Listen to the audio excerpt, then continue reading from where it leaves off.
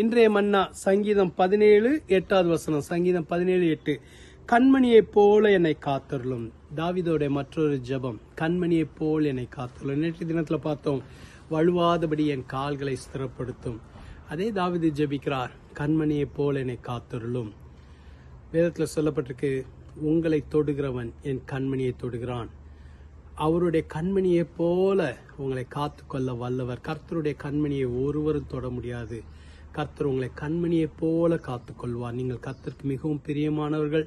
நீங்கள் கர்த்தருடைய அன்பை பெற்றவர்கள், கர்த்தருடைய ரட்சிப்பை பெற்றவர்கள், இயேசு கிறிஸ்துவின் ரத்தத்தினால வாங்கப்பட்டவர்கள். ஆகவே உங்களை கண்மணியை போல வைத்து பாதுகாத்துக் கொள்வார். கர்த்தருடைய கிருபையுள்ள கரம் உங்கள் மீது இருக்கு. சோர்ந்து போகாதீங்க. அவர் உங்களை காக்க வல்லவர். உங்களை மாத்திரம் அல்ல, உங்களுடைய பிள்ளைகளையும் கண்மணியை போல காத்துக்கொள்வார்.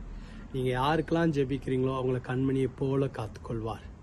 அவங்களுடைய வேலைகளை கண்மணியை போல காத்துக்கொள்வார்.